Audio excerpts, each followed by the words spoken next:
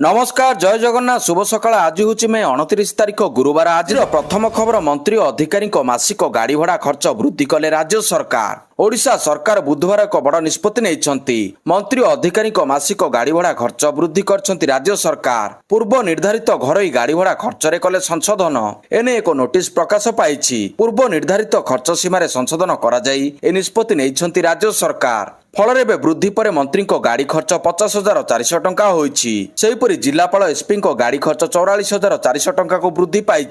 परवर्ती खबर 10 दिन आगु ओडिशा छुईला मौसुमी दक्षिण ओडिशार किछि अंश को अग्रसर है दक्षिण पश्चिम मौसुमी वायु ओडिशा छुईला मौसुमी चलित वर्ष 10 दिन आगु ओडिशा रे पहुंचिला दक्षिण पश्चिम मौसुमी वायु महाराष्ट्र तेलंगाना आंध्र प्रदेश छत्तीसगढ़ ओडिशा और पश्चिम केंद्रीय बंगोपसागर किछि अंचल को गतकाली प्रवेश करिछि मौसुमी आगामी 2 दिन भितर उत्तर पूर्व राज्य पश्चिमबंग और सिक्किम किछि अंचल रे मौसुमी पहुंचीबा नै पाणीपाग संपूर्ण अनुकूल रहिछि। गत वर्ष जून 8 रे ओडिशा छुईथिला मौसुमी हेले एथर 10 दिन आगुआ मौसुमी वायु ओडिशा को प्रवेश करिछि।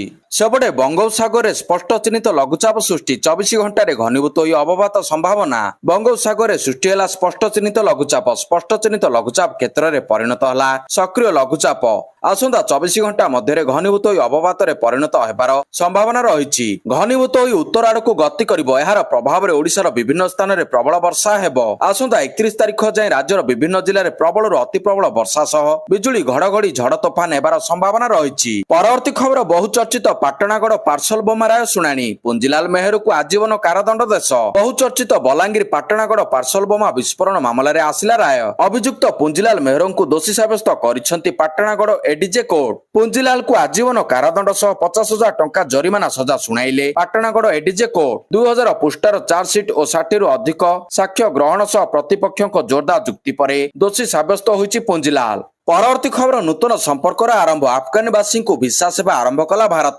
तालिबान काबुल दखल करबा परे बंद होइतिला भारतीय भिसा सेवा दीर्घ 4 वर्ष परे पुणी सेवा आरंभ होइछि। अफगान नागरिकों पय 6टी वर्ग रे भिसा प्रदान करबा आरंभ करछंती भारत सरकार। व्यवसाय शिक्षा और चिकित्सा पय भारत आसीबा को चाहुतिबा अफगान नागरिक माने एबे ऑनलाइन आवेदन करि परिबे। 2021 अगस्त रे तालिबान क्षमता हासिल करबा परे भारत काबुल रे थिबा तार दूतावासर अधिकारी मानक प्रत्याहार करी भिसा सेवा बंद कर देइतिला। एबे भारत सरकारक ऑफिशियल भिसा पोर्टल रे प्रकाशित विज्ञप्ति अनुसार व्यवसाय शिक्षा और स्वास्थ्य चिकित्सा पय अफगान नागरिकों को भिसा मिलिबो। परवर्ती खबर सुंदरगढ़ खनि लूट मामला तदंत पय पहुंचिला विजिलेंस एसआईटी। सुंदरगढ़ खनि चोरी मामलार विजिलेंस एसआईटी करुछि खोलताड़। एथिपय सुंदरगढ़ रे पहुंचिछि vigilance SIT team. Gopalpur forest ranger Telandih Ratansara Bhogra Kachhara Jamkani जंगल रे थिबा चोरा कोयला खनि ग्राउंड रे पहुंची एसआईटी तदंत आरंभ करिछि। सुंदरगढ़ जिला हेमगिरी गोपालपुर फॉरेस्ट रेंज विभिन्न जंगल रे थिबा चोरा कोयला खनि वर्ष वर्ष धरी माफिया माने बेआईन भाव रे कोयला चालान करुथिले।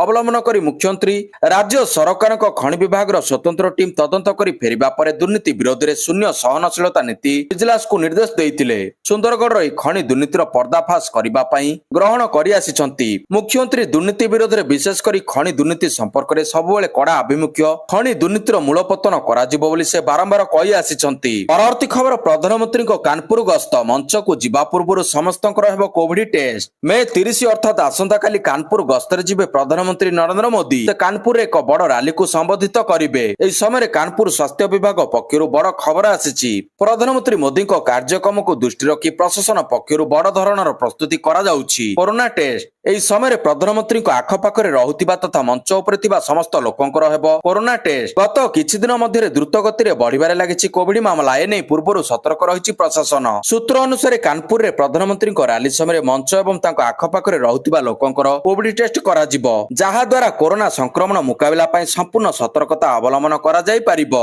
परवर्ती खबर प्रधानमंत्री मोदी सहायता लोडिले पाकिस्तानी नेता विभाजन पर शरणार्थी को अकथनीय निर्यातना दिया जाउतिबा अभियोग आसिछि। प्रधानमंत्री मोदी सहायता लोड़िछंती पाकिस्तानी नेता पाक सरकार और सेनार अत्याचार रे अतिष्ठ हेबा परे समाधान पय मोदी सहायता लोड़िछंती। निर्वासित पाकिस्तानी नेता एवं मुताहिदा कौमी मूवमेंट रो प्रतिष्ठाता नरेंद्र मोदी साहाय्य लोड़िछंती। अल्ताफ हुसैन भारतीय प्रधानमंत्री एक सोशल मीडिया पोस्ट मध्य शेयर करछंती। विभाजन परे भारतरु पाकिस्तान आसितिबा उर्दू भाषाभाषी शरणार्थी अल्ताफ हुसैन प्रधानमंत्री मोदी निकट रे अनुरोध करिछंती जे मुहाजिर को निर्यातना प्रसंग को अंतर्जातीय स्तर रे उठांतु। सेठारु ପ୍ରଧାନମନ୍ତ୍ରୀ ମୋଦିଙ୍କୁ ଅନୁରୋଧ କରିଛନ୍ତି। ଅଲତାଫ ହୁସେନ ଲଣ୍ଡନରେ ଏକ କାର୍ଯ୍ୟକ୍ରମରେ ଅଂଶଗ୍ରହଣ କରିଥିଲେ। ସେମାନେ ମଧ୍ୟ ଭେଦଭାବର ଶିକାର ହୋଇଛନ୍ତି। ଅଲତାଫ କହିଛନ୍ତି ଯେ ମୁହାଜିରମାନେ ବହୁ ବର୍ଷ ଧରି ନିର୍ଯାତିତ ହୋଇ ଆସୁଛନ୍ତି। ପରବର୍ତ୍ତୀ ଖବର ପୁଣି ଥରେ ପାକ୍ ସୀମାରେ ମକ୍ ଡ୍ରିଲ୍। ଗୁରୁବାର ଅର୍ଥାତ୍ ଆଜି ସନ୍ଧ୍ୟାରେ ପାକିସ୍ତାନ ସୀମାବର୍ତ୍ତୀ ରାଜ୍ୟଗୁଡ଼ିକରେ କରାଯିବ ମକ୍ ଡ୍ରିଲ୍। ମାଟିରେ ମିଶିବ 12 ଆତଙ୍କୀ ଆଡ୍ଡା। ପାକ୍ ସୀମାବର୍ତ୍ତୀ 4 ରାଜ୍ୟରେ ହେବ ମକ୍ ଡ୍ରିଲ୍। ଏହି ମକ୍ ଡ୍ରିଲ୍ ଗୁଜରାଟ, ପଞ୍ଜାବ, ରାଜସ୍ଥାନ ଏବଂ ଜମ୍ମୁ କାଶ୍ମୀରରେ ହେବ। ଏହି ସମୟ ମଧ୍ୟରେ ଲୋକଙ୍କୁ ସତର୍କ ରହିବାକୁ ନିର୍ଦ୍ଦେଶ ଦିଆଯିବ। ସରକାର 4ଟି ରାଜ୍ୟରେ ମକ୍ ଡ୍ରିଲ୍ ନିର୍ଦ୍ଦେଶ ଦେଇଛନ୍ତି। ଭାରତ ଏବଂ ପାକିସ୍ତାନ ମଧ୍ୟରେ 3300 କିଲୋମିଟରରୁ ଅଧିକ ସୀମା ରହିଛି। ଜମ୍ମୁ ଏବଂ କାଶ୍ମୀର, ପଞ୍ଜାବ, ରାଜସ୍ଥାନ ଏବଂ ଗୁଜରାଟ ଏହି 4ଟି ରାଜ୍ୟ ପାକିସ୍ତାନ ସହିତ ସୀମା ଅଂଶୀଦାର କରୁଛି। ପୂର୍ବରୁ ମଧ୍ୟ କେନ୍ଦ୍ର ସରକାର ପାକିସ୍ତାନ ସହିତ ଉତ୍ତେଜନା ମଧ୍ୟରେ ମେ 7 ତାରିଖରେ ଦେଶର 244 ଜିଲ୍ଲାରେ ମକ୍ ଡ୍ରିଲ୍ କରିବାକୁ ଘୋଷଣା କରିଥିଲେ। କିନ୍ତୁ ମେ 6-7 ରାତିରେ ଭାରତ ପାକିସ୍ତାନ ଆତଙ୍କବାଦୀ ଘାଟି ଉପରେ ସାମରିକ କାର୍ଯ୍ୟାନୁଷ୍ଠାନ ଗ୍ରହଣ କରିଥିଲା। ଅପରେସନ ସିନ୍ଦୁର ଅଧୀନରେ ଭାରତ ପାକିସ୍ତାନର 9ଟି ଆତଙ୍କବାଦୀ ଘାଟି ଉପରେ ଏକ ଆକ୍ରମଣ କରିଥିଲା। ପିଓକେରୁ ପାକିସ୍ତାନ ଭିତରେ ଆତଙ୍କବାଦର ମୂଳ ନଷ୍ଟ କରିବା ପାଇଁ ଅପରେସନ ଚାଲିଛି, ଯେଉଁଥିରେ ଅନେକ ଆତଙ୍କବାଦୀ ନିହତ ହୋଇଥିଲେ। କିନ୍ତୁ ପାକିସ୍ତାନର ଆହୁରି 12ଟି ଆତଙ୍କବାଦୀ ଘାଟିର ତାଲିକା ପ୍ରସ୍ତୁତ ଅଛି। ପରବର୍ତ୍ତୀ ଖବର, ରେଲୱେର କଡ଼ା ଆକ୍ସନ।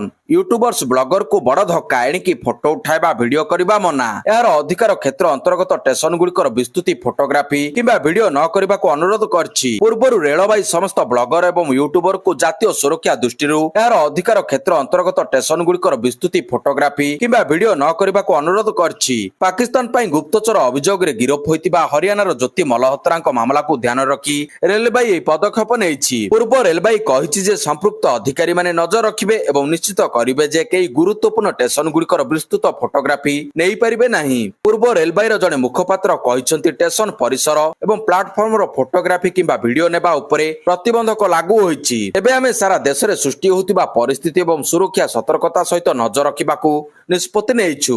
ଅଧିକାରୀ କହିଛନ୍ତି ଯେ କିଛି ବ୍ଲଗର କିମ୍ବା ୟୁଟ୍ୟୁବର ରେଳ ଷ୍ଟେସନ ଗୁଡିକର ଭିଡିଓ ବ୍ଲଗ ତିଆରି କରିବାକୁ ଚେଷ୍ଟା କରନ୍ତି, ଯାହା ଖୁବ୍ ଚିନ୍ତାଜନକ। ସେ କହିଛନ୍ତି ଯେ ସମସ୍ତ ବିଭାଗ ଏବଂ ବିଭାଗର କଟକଣା ଜାରି ଅଛି, କିନ୍ତୁ କେତେକ ଲୋକ ନିର୍ଦ୍ଦେଶାବଳୀ ପାଳନ କରିବାକୁ ଚାହୁଁନାହାନ୍ତି। ସେ କହିଛନ୍ତି, ଆମେ ସମସ୍ତ ବ୍ଲଗର ଏବଂ ୟୁଟ୍ୟୁବରଙ୍କୁ ଅନୁରୋଧ